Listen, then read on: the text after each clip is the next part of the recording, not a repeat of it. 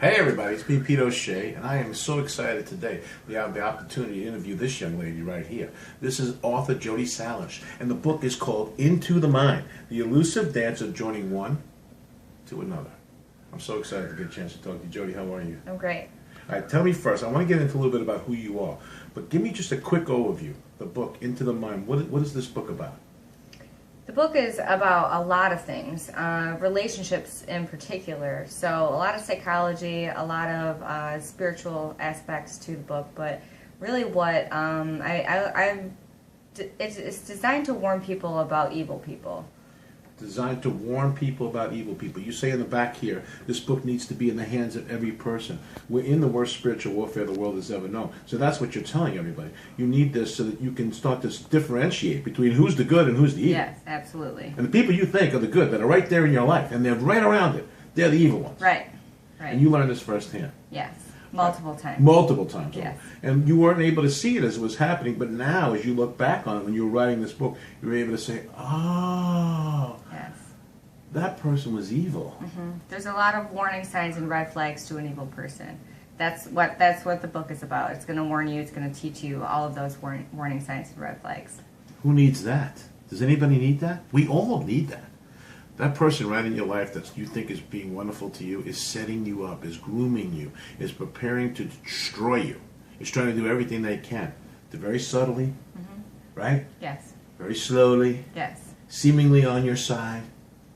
But no, the whole time they're trying to destroy. They're trying to just destroy you. Yeah, so they start off by what a lot of people refer to as love bombing. So they start you off with compliments and how alike you are, and then they start to mirror your personality. They get to know you by asking a lot of questions, and then they mirror your personality. So you feel like you found somebody that's exactly like you. So this book is for everybody. Everybody's got to read it because, again, we have this. We have evil all around us. And you had it from the beginning of your life, and you were able to chart it in this book. I want to start there. I want to go to the beginning. The first chapter is the beginning, you call it. And you're saying that there's two choices. You could be that person that had the great little childhood, all was wonderful, or the one that everything was a mess, and you didn't know who you were and you didn't belong. You were the latter. Right. You were the person who stuck out like a sore thumb. Yeah, I never. You thought you were an alien. Mm-hmm. Yeah, I did. I thought that I was never going to fit in anywhere that I went. Work, home, church, school, everywhere that I went, I stuck out, and then nothing about me fit in with anybody else in the world. But you also began early on to believe that that was necessary. Tell me about that. That it was important for you to sort of be isolated. Yeah, it cultivated a certain strength in me by being on my own and feeling like I needed to depend on myself and then God as well.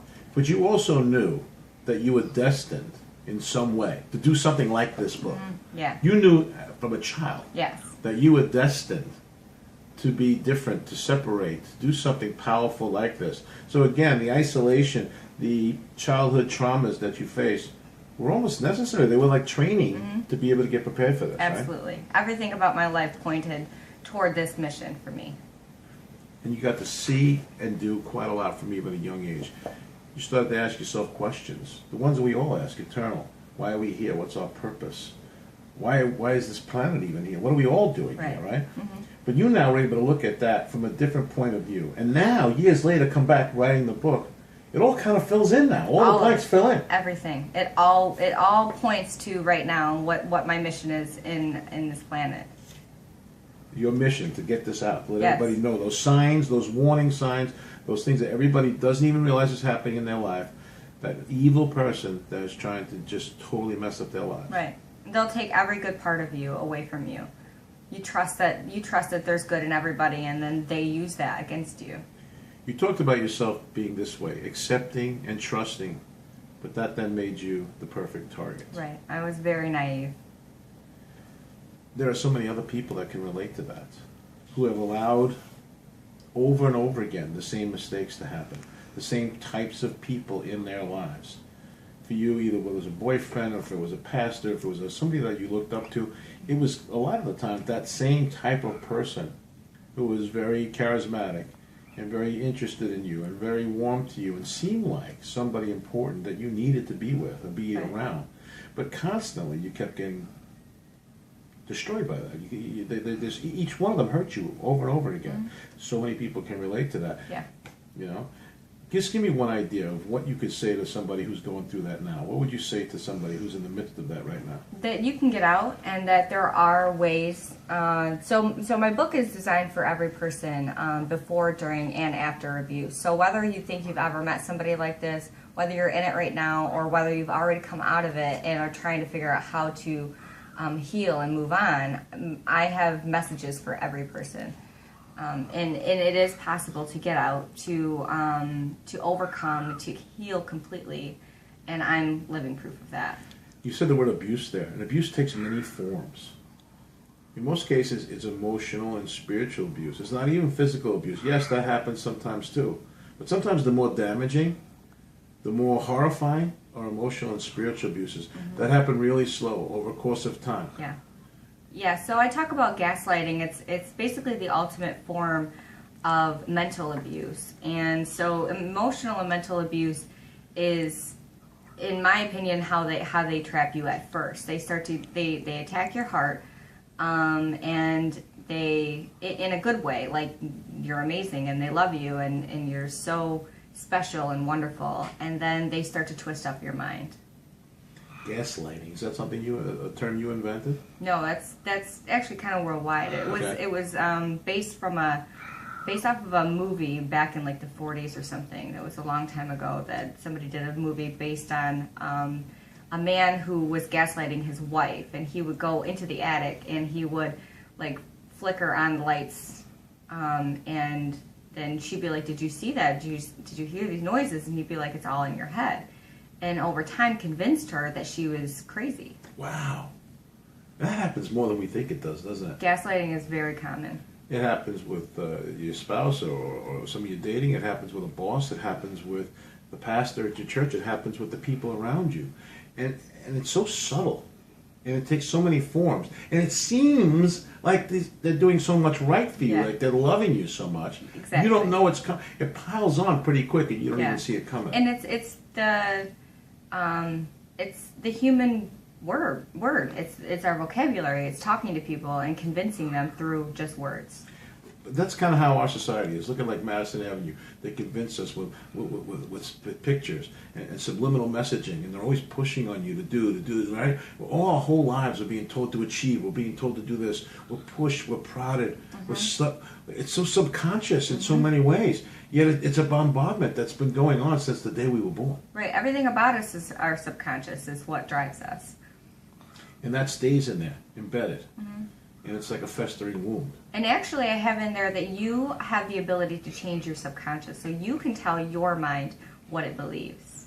And you can stop the stinking thinking and replace that with a positive view of your own self, not from someone else, but one that you develop for yourself. Right. Who you are as a person and what you stand for, what you will and will not tolerate in life. Who you are. We get who we are almost exclusively in this world based on what other people think of us. And our own perception of ourselves is squashed. It's embedded. It's shoved so far deep inside of who we are. But you're saying you can still go back and get that. You can change that. You can change that. Yeah, you can make the choice today to start to change your subconscious, which affects then your actions and your words and everything about your life. But you said there's a choice. You have to make that choice and say, you know what, enough. I'm sick and tired of being sick and tired. I'm sick and tired of being pushed around. I'm sick and tired of being unhappy. I'm sick and tired of telling everybody else telling me what's what about my life and pushing me around. Right.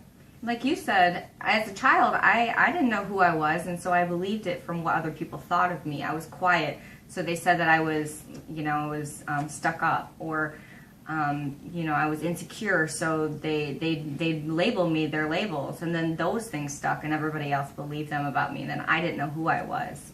And then that pushes you kind of into a corner mentally, and that makes you that perfect victim or target for that type of person who's going to come running right at you. Yeah, so you meet somebody and you're like, yeah, I've kind of been crapped on my whole life, or people have said this about me, or they've misjudged me, and I just am a good person, and I just want to love people and help them.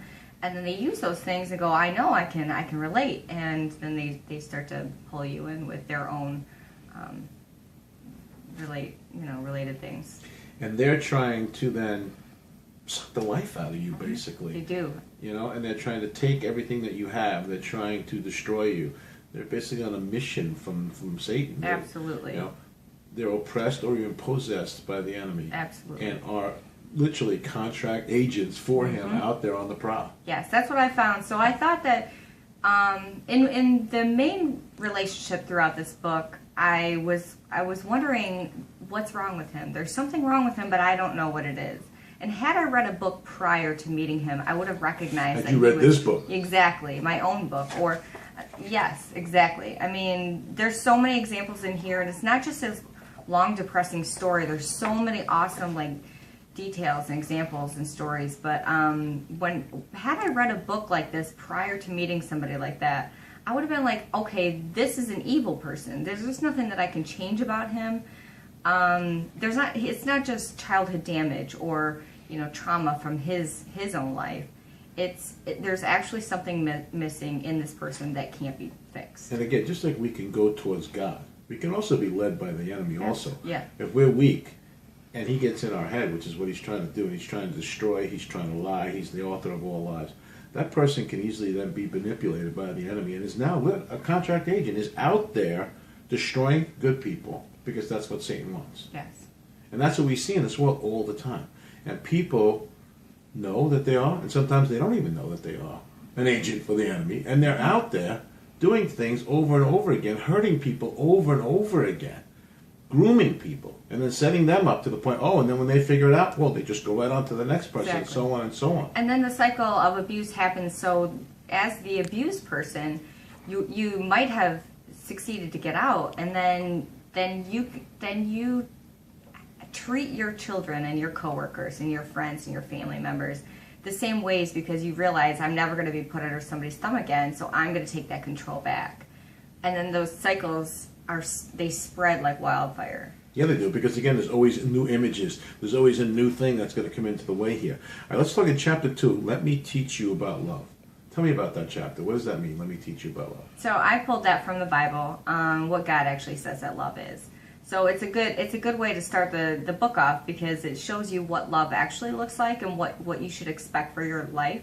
And if the person that you're with isn't displaying these signs of love, then there's something missing in them. The one we all know: love is patient, love is kind, love is right. And if the person that you love and they say loves you is not exhibiting those things, but instead is using love almost as a weapon, as a way to hold you down, then that's not really love. Right. Yeah, I know. My ex used to talk about. He would use examples of, well, look, I do these things for you, but you don't do them back, and oftentimes they were lies. So and then I would just have to think about, is that true? Am I really withholding love, or no? What he's saying to me is a lie, but why is he saying that to me?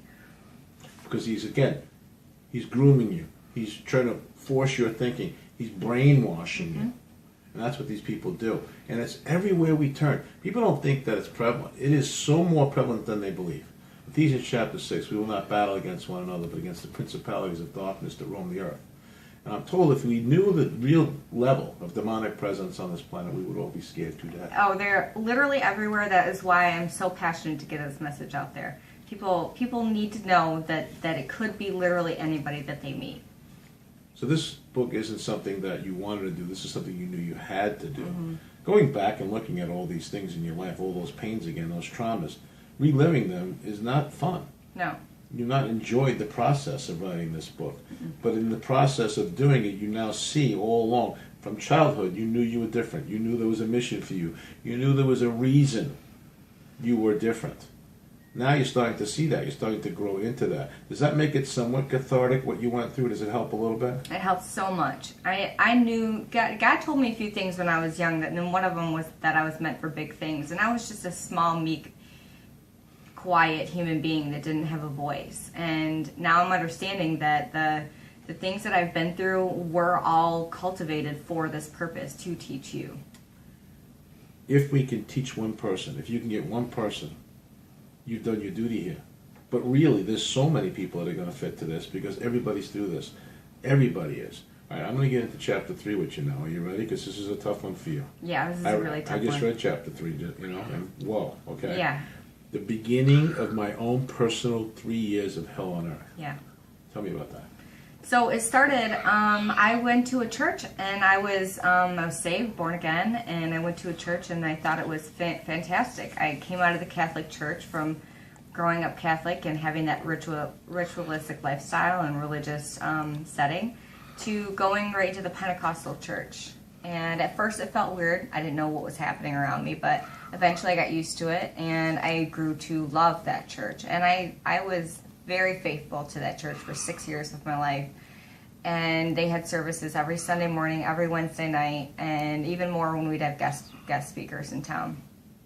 So the pastor there was whom I refer to as a sociopath in the book. He pointed a lot of, like, he read right from the Word, and he spoke from the Word, and we prayed, and the worship was amazing and everything, and so he would point things toward the Lord, but then he would also point things toward himself, like he was exalting himself in the church. He also was one to be hypercritical of others in public. He was also one to kind of tear you down more than he was building you up. Instead of being the shepherd that's leading a flock, he's literally dividing and conquering here. Right. And everybody became his minions. So it was a big building with a small congregation of around 80 to 100 people. And it was like us against the city. It was like, they're gonna scoff, they're gonna talk about us, but we need to stand our ground. And then eventually everybody became so loyal and faithful to him that it got clouded who we were actually serving. The Holy Spirit was very present there, and prayer and all those things were very present. They were there, but also these things that you just spoke of and the things that are important to this book, okay? That pastor and some of the people that went there were those types of people. They were those evil folks that were breaking people down, destroying them, using them. Okay, he was. There was another fellow in the book here who kind of came on to you, and he was dating someone else, and then you got in trouble for it because again, it's all that culture of we're going to push you down, we're going to keep you down. Right. He was dating his daughter. The guy that approached me privately. I had apologized about this. Like him and my ex-boyfriend were trying to find me, and they got lost. And all I did was send him a text and said, "I'm sorry that you guys got lost and we lost service and I couldn't get a hold of you." And he started to flirt with me, and I knew that he was dating my pastor's daughter. And I loved this girl, and I knew that she had been through a hard relationship before, and I wanted to protect her. And so I took this information that he wanted to sleep with me to my pastor, and they talked to me privately, him and his wife, and they're like, "We're going to handle this, and we don't want you to tell anybody." And I was like, okay. And then in 3 months, I felt all this division in the church, and I felt like they had really kind of been talking about it to people, but telling their side of the story and spinning it against me like I had invited it. Like you had done something wrong. Like it was you that initiated all these problems in the first place. You said, in this chapter, you say, a sociopathic person will draw you ever so closer by tugging on your heart. They try to make you think you're the light of their world, right? They try to show you that unconditional love, or what you think is that unconditional love, but just pulling you in. And this allowed the devil to really work on you for the next year and a half or more. You had a hard time, could barely work, couldn't attend church. Most of your relationships fell apart with your family, everybody. The devil really kind of got in there and started wedging into your life. Absolutely, it ripped my heart out, because the people that I really sought for spiritual guidance, they're the ones that ripped my heart out. And how could this happen in a church? How could this happen with people of God that were preaching God and living God, quote unquote? But again, that's how the devil operates. Any way that he can. He comes a wolf in sheep's clothing. He comes telling you he loves you. He comes telling you that I am the Word, I am God. And he's very good at tricking us and deceiving us. And these tricks, these deceptions, everybody for years and years now, we refuse to look at them. We don't want to know the truth. Yeah. A lot of people don't want to know. We hide Even though they need to know. Yeah. They don't want to know what's in your book. They're afraid to know. Right. We hide our heads in the sand. We go, Yes. it's not going to affect me. I'm never going to meet that person because that's crazy. That's somebody else's life. But we need to know these things. In your life, each of you, you've been through some of what Jodi's been through. And you're going to go through more of it. And it's going to keep on getting worse. Yeah. Wouldn't you rather have the information that can equip you to stay clear of it, to avoid it, to see those signs and warnings, to allow you to trim the fat of your life, so to speak, Right. and get the people out of there that don't belong? Yet we continue to harbor these people. We continue to encourage them in our lives. And again, you all need what's in this book, but a lot of you are afraid, and you have to break that fear. That's the first things first. You have to break that fear of this and be willing to stand up to it. Exactly. How were you able to do that? How were you finally able to break the fear, stand up to it, and write this book? How were you able to do it? Well, God actually delivered me from marrying the main character of this book. I was 1 month away from marrying him, and everything was set. The location, the food, the tent, the chairs, the music, everything was set up and ready to go. And all I had to do was walk down that aisle and say I do. And I was so completely mentally messed up that I couldn't even think for myself at that point. And I relied on him for my own thoughts and words. And so God spared me in a big way. And then when I went all in and said, I can't do this on my own. I don't know what I'm doing in this world. Lord, please take my life and use it for your glory. Do whatever you want with me. I'm going all in with you. And he said, I want you to write this book.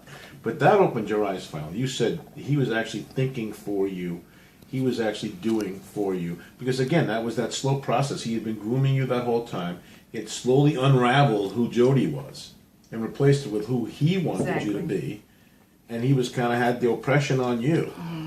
But then you broke, once you broke free of it and you knew you weren't going to marry him and you had that moment, again, of total surrender to God, that's finally when you were able to have the courage to stand up to this once for all, then go back Right. and look at all those parts of your life. Mm-hmm.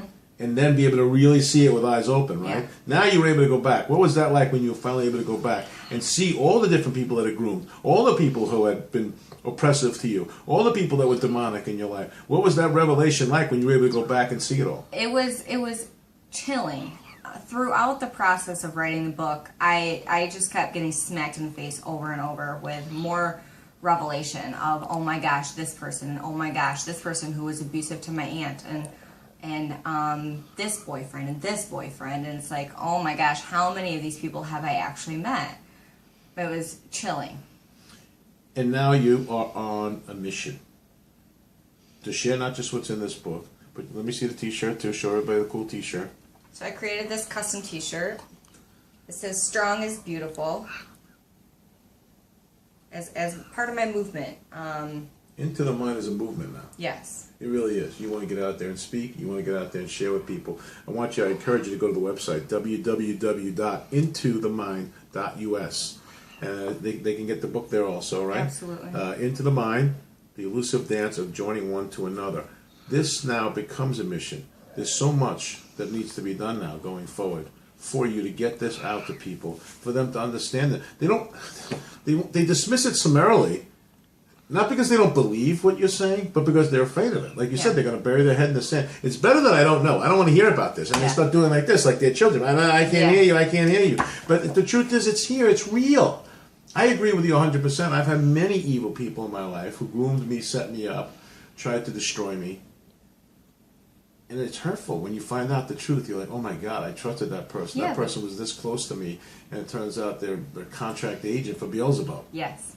You know, and it's hurtful to understand that. The people that you love the most, I mean, and it's so unfortunate because we should be able to love people freely. We should be able to trust them, and we should be able to forgive. And if we harm somebody, ask for forgiveness and move on with that relationship and not continue to harm people over and over again.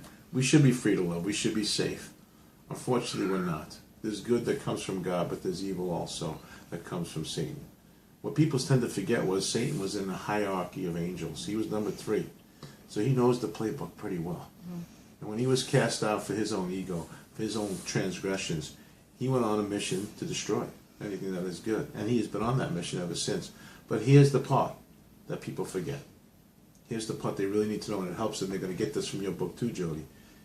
The enemy has only the power that you give him. Exactly. He has no power of his own. He's just a bully, a punk, a feckless thug, and Jesus has already achieved the victory for us. The victory, the blood was shed already. We just have to lean into that blood. Yes. And that's where you did. That's where you were able to do it, and you gave yourself over, that total surrender. Which is really hard to do, guys. I understand that, okay? It's a process. Strong Christians still battle with it all the time. You get right there to the edge, and then you run backwards again. You get right there to the edge, and then you run back again. Because, again, the world gets in the way. Satan is trying to do everything he can to stop you. Absolutely. Tell them again why it's so important that they get a copy of this book.